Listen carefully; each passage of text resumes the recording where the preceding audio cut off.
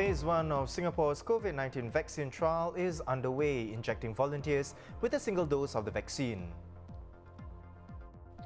Closing for good after 26 years, Bintan Lagoon Resort falls a victim to the coronavirus crisis. And it's fast, it's easy and it's digital, but will hawkers in Singapore take to contactless payments? The most important thing is making sure the solution is working for them and benefiting their customers as well. Good evening, you're watching The Big Story, coming to you live from the Straits Times newsroom. I'm Olivia Kuei. And I'm Haryanto Diman. Now you can subscribe to the Straits Times channel so you never miss a single episode.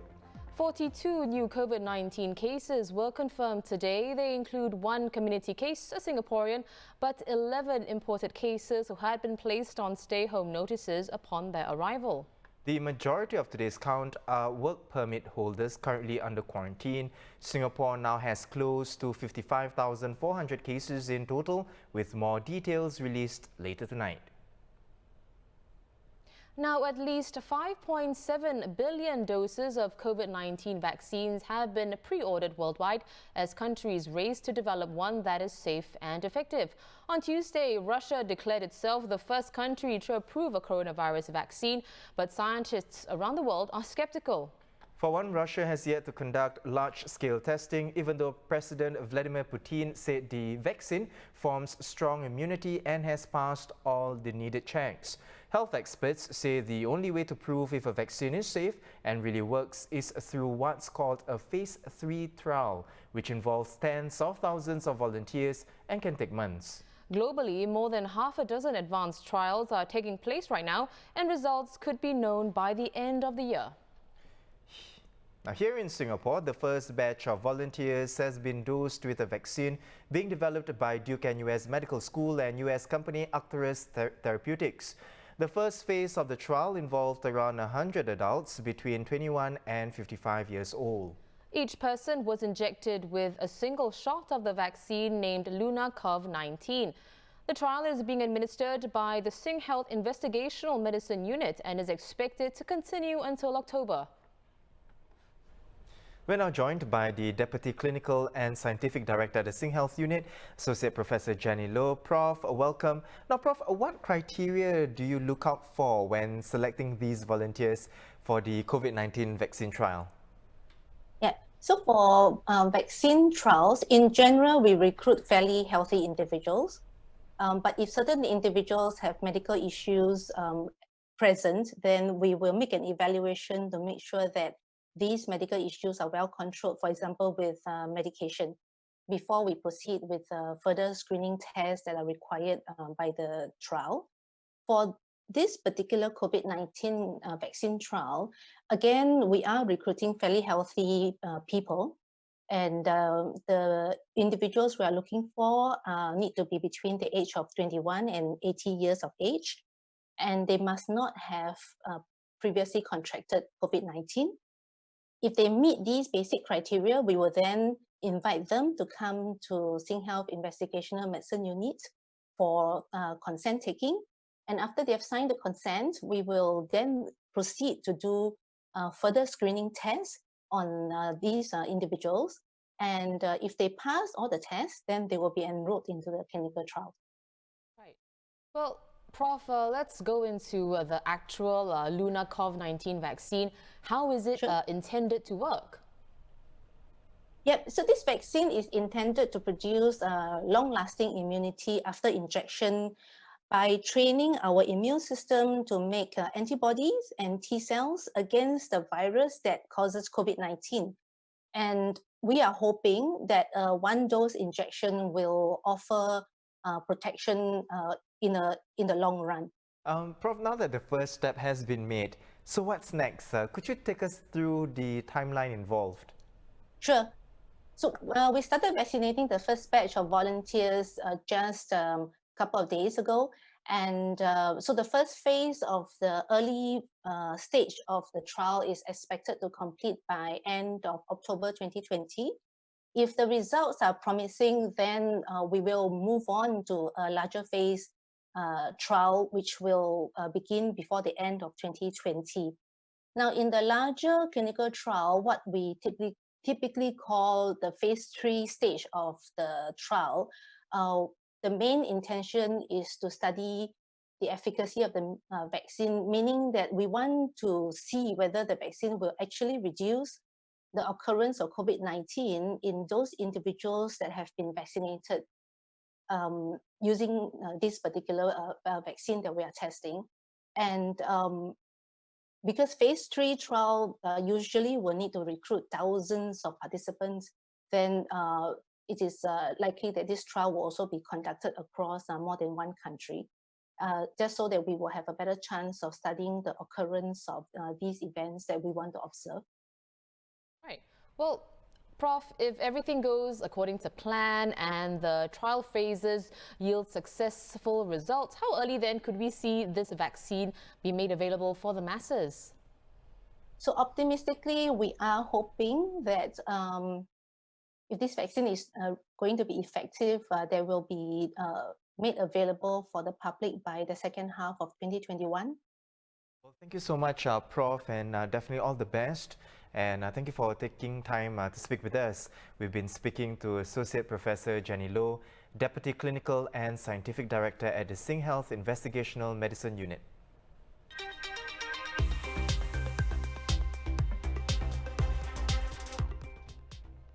Also in the local headlines, new COVID-19 cases have been detected at foreign worker dormitories declared to be cleared of the coronavirus. 4 agencies, including the Manpower Ministry, said safeguards have been put in place to make sure that the intensive efforts spent over the past 4 months on the dorms so far don't go to waste. Workers in dorms and those who work on-site in the construction, marine and process sectors will also be swab tested once every 14 days. The organisers of the National Day Parade this year apologised for errors in the Tamil text during the evening show that was broadcast live on Sunday. A line from a song with a Tamil phrase that was supposed to read "My Singapore" had strokes and letters in the wrong places, which made the words unintelligible. The Tamil words for friends and siblings were also misspelled. This wasn't the first time such a gaffe has happened. In 2017, NDP organisers apologised for errors printed in publicity brochures that were distributed to students. One thing that the COVID-19 pandemic has shown, Yan, is our ability to adapt to change. Take, for example, the way we pay for our food and drinks at hawker centres. Now, since the start of the outbreak, going contactless at market stalls and coffee shops has never been easier. Multimedia journalist Suen Chow has more. As Singapore and the world rapidly digitise, traditional businesses such as hawkers and market stalls have not been forgotten. Under the Hawkers Go Digital movement, launched earlier this year, storeholders are encouraged to adopt the unified SG QR code e-payment solution. Hawkers who hit 20 digital transactions monthly will receive an e-payment bonus of $300. Here at the Market and Hawker Centre in Toa Payoh Lorong 8, 88 stalls, or about 65% of the stalls here, have since adapted to the use of the digital contactless payment method. Visiting the various hawkers today, Communications and Information Minister S. Iswaran said that the goal is to have 18,000 stallholders across Singapore go digital by June 2021. As of now, about 5,400 stalls have adopted the e-payment option. What COVID-19 has done is really it has accentuated the need and the impetus for digitalization. Because I think for many businesses, digital transition has now become a matter of necessity and some would say even survival. The most important thing is making sure the solution is working for them and benefiting their customers as well. No cash, no problem. Like many others in Singapore, I often find myself caught out without cash, especially at more traditional businesses such as hawker centres and wet markets. But today here at the Lorong 8 Toa Payoh Hawker Centre, I will be trying to pay for my purchases with the SGQR Unified E-Payment System. Let's give it a shot, see how it goes. Okay, Auntie, 可以给我一个昂古贵，我可以用贝拉吗? So after Auntie has added together the cost of my purchase, she'll let me know and I can decide which application I'd like to pay with. So say I pick PayLah. I'll scan the QR code, enter in the cost and pay. The money will then go straight to the stall's account and the owner will receive a notification.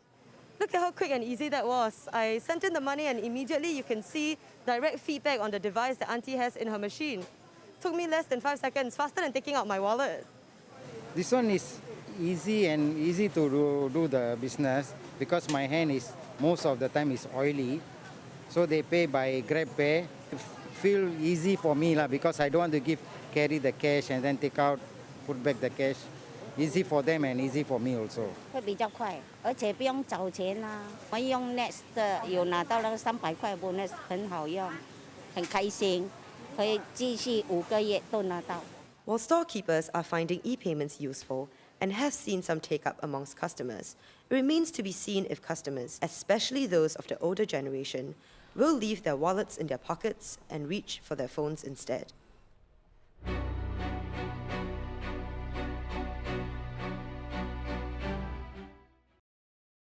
Meanwhile, Beijing has refrained from ousting 4 pro-democracy lawmakers in Hong Kong, despite recent successive moves to crack down on democracy in the city.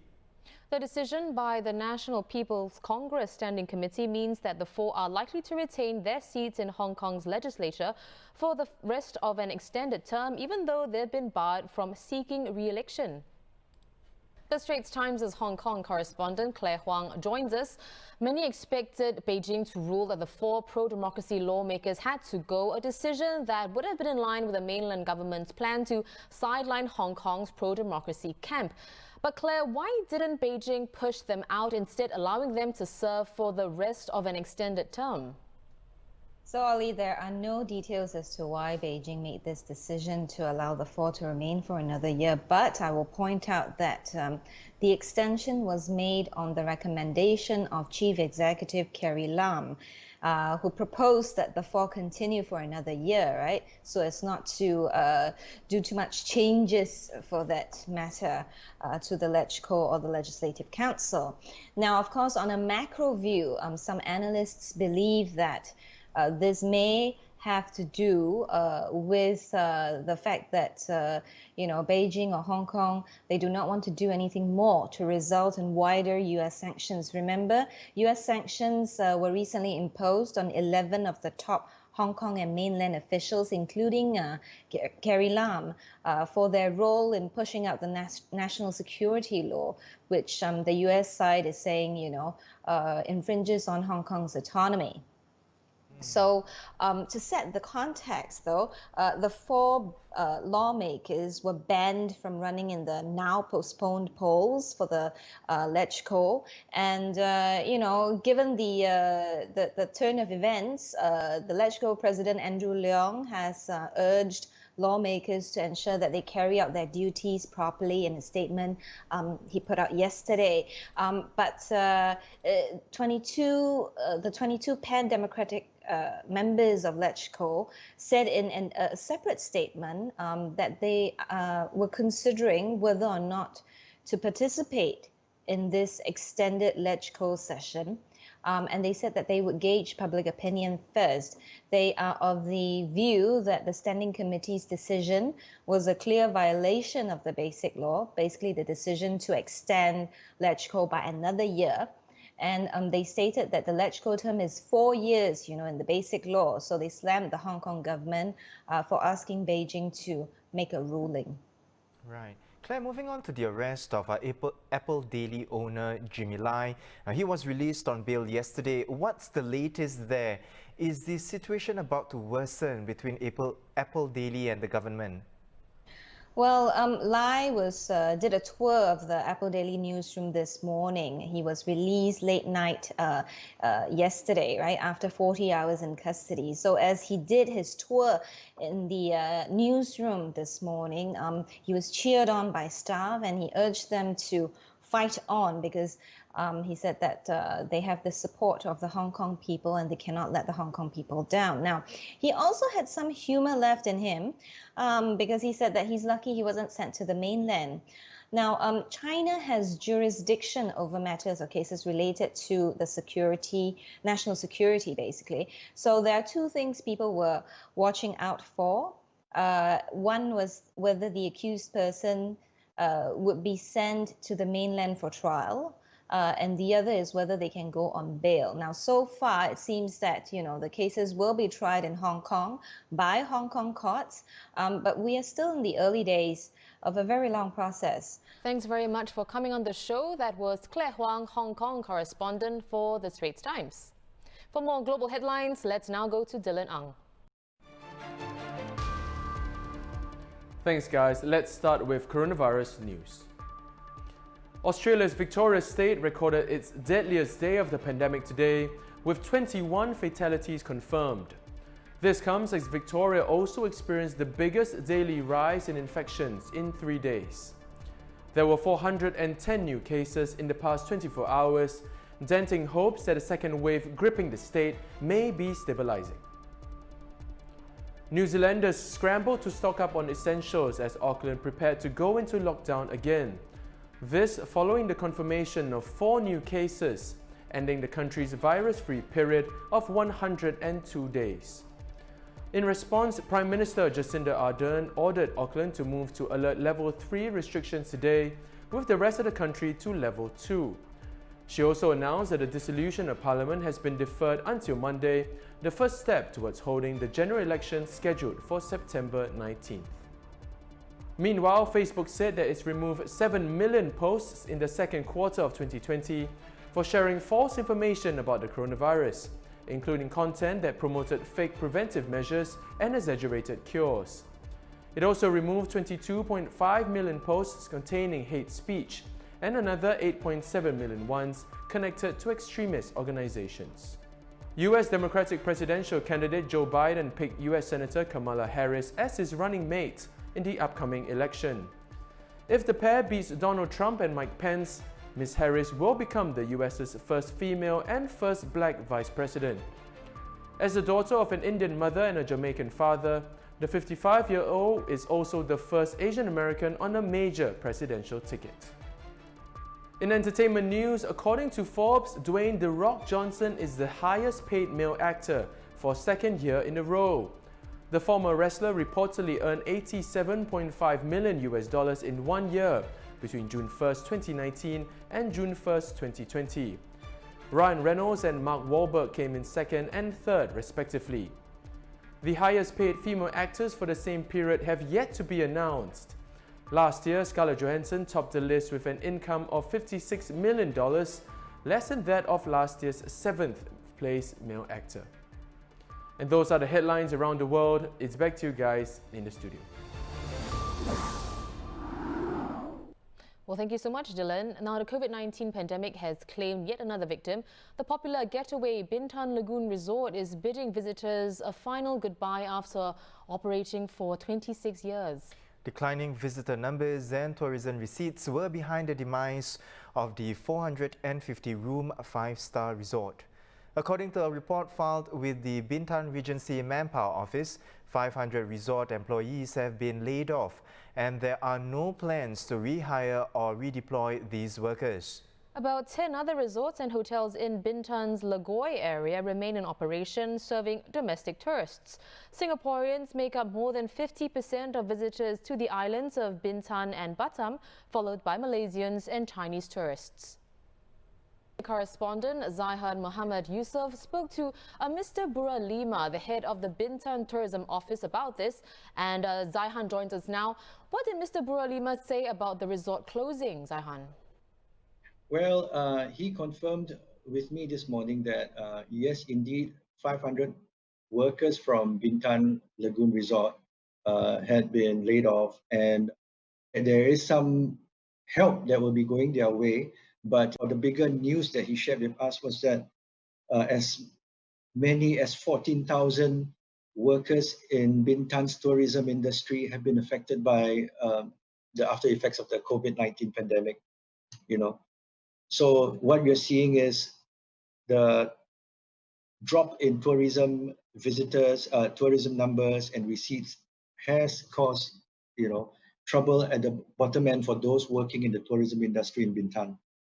I can imagine it's taken quite a beating amid the COVID-19 outbreak, but do you know if there are plans to reopen Bintan to overseas tourists?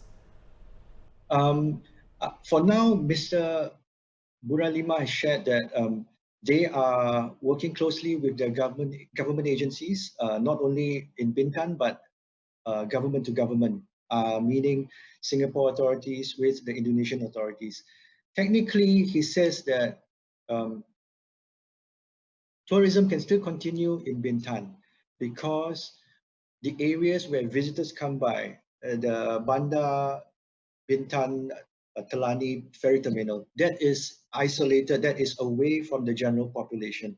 And then the areas of Lagoy where 10 or more of the resorts are located, these are exclusive areas and there are checkpoints along the way. So they still maintain the safety and health protocol measures involved for COVID-19. And he says that he is confident that tourism will come back one day to Bintan, but should it come back now, he says that we can still run a decent tourism package for visitors from Singapore, Malaysia and China. Thank you so much, Zaihan, for sharing the update with us and spending some time to speak with us. We've been speaking to our senior correspondent, Zaihan Muhammad Yusof. Well, those are our top stories for today. For more news and videos, visit straitstimes.com and subscribe to our YouTube channel by hitting the red button below. Once again, I'm Haryanto Diman with Olivia Quay. Join us tomorrow for more stories on A Big Story.